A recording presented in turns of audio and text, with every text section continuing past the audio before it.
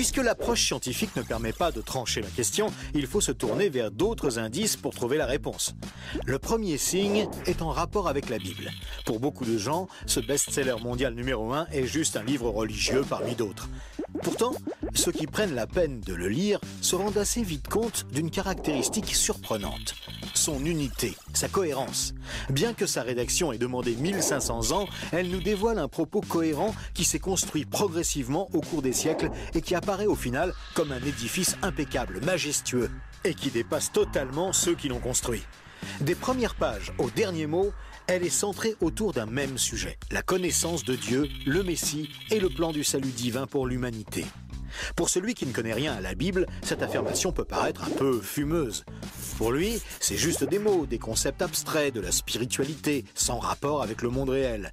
Mais pour celui qui la lit et cherche un peu, l'évidence devient de plus en plus écrasante que quelqu'un, derrière ce livre, au travers de centaines d'épisodes, de miracles, de prophéties et d'événements surnaturels, quelqu'un a construit un message qui nous est adressé. Par exemple, Moïse expose clairement la base de la relation avec Dieu et annonce la venue du Messie. 5 siècles plus tard, David, parmi d'autres, prophétise les détails de la crucifixion tout en engendrant les ancêtres de Jésus. 300 ans plus tard, c'est l'œuvre monumentale d'Ésaïe qui complète de façon saisissante le portrait du Messie, annonce son sacrifice, sa résurrection et la future restauration mondiale. Et c'est comme cela tout au long des 66 livres de la Bible, avec des centaines de détails et révélations surnaturelles. Et cela pose une vraie question.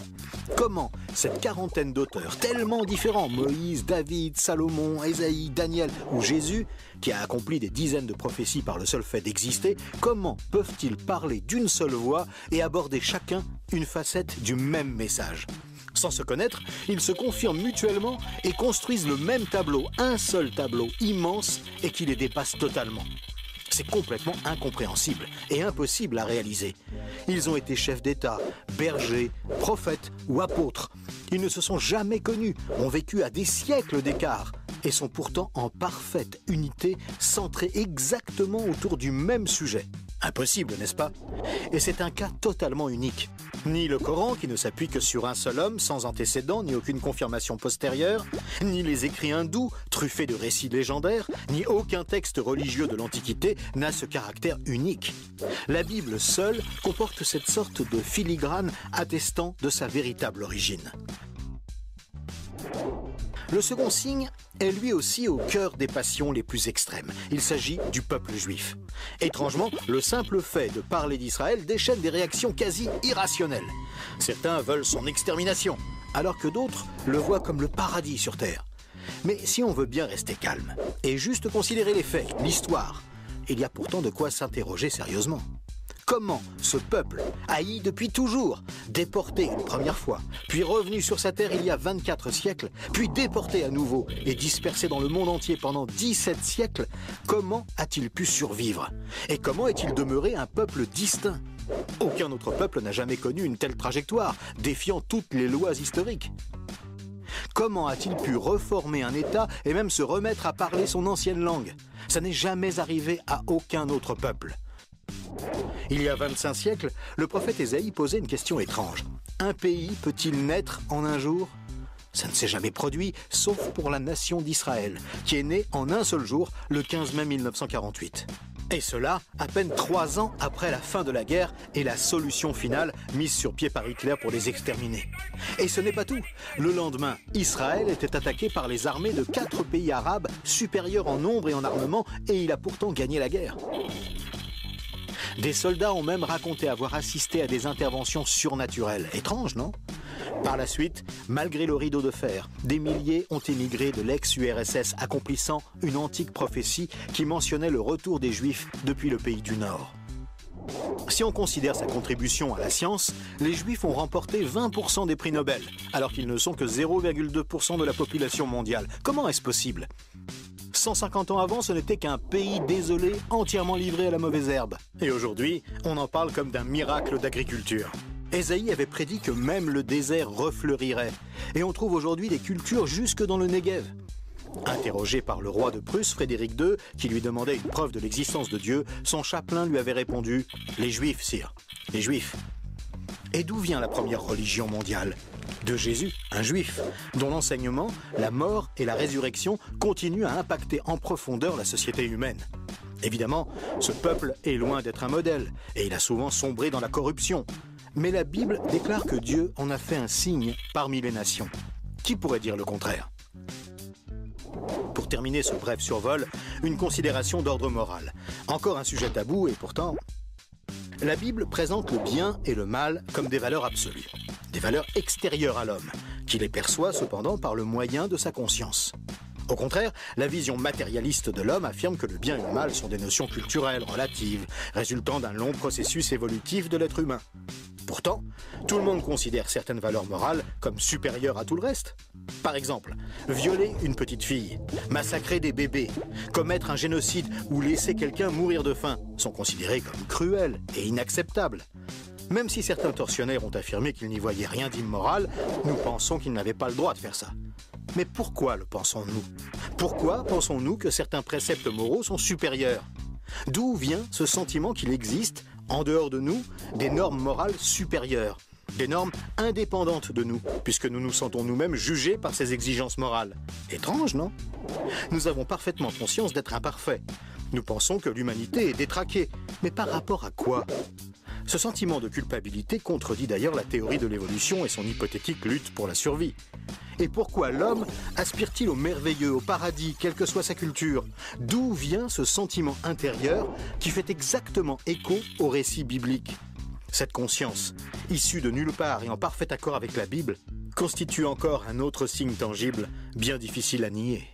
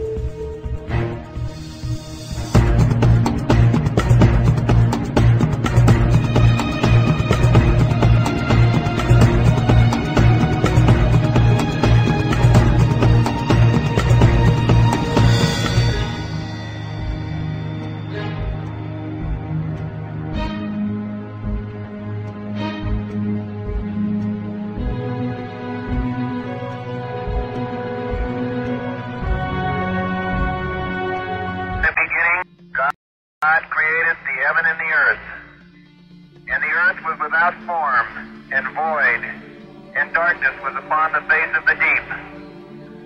And God said, "Let there be light." And there was light.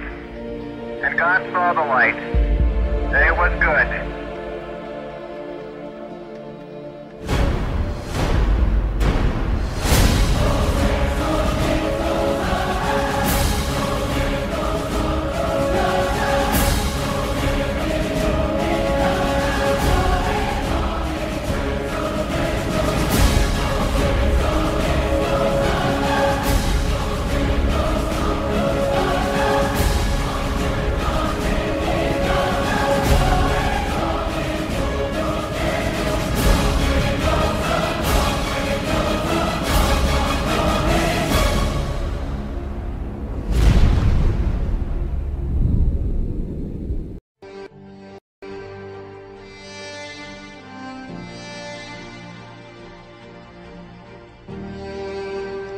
Chers amis, la Bible enseigne que le monde s'en va inexorablement, non vers la paix, mais vers une guerre ultime, de cataclysme, un Armageddon décrit au chapitre 7 de l'Apocalypse. Et avant d'arriver au paroxysme, cet holocauste, les choses iront en se détériorant, les choses vont aller de mal en pire, le monde s'enfoncera toujours de plus en plus dans le chaos, la confusion et le péché. Plus on approchera de la fin, les guerres vont augmenter. Le taux de criminalité va monter en flèche. Les crises économiques seront de plus en plus graves. Les catastrophes naturelles sans précédent, tremblements de terre, inondations, famine, épidémies, pestilences, tout cela a été décrit dans la parole du Seigneur. Et toutes ces calamités marqueront le déchaînement de la colère de Dieu sur notre monde impie et rebelle.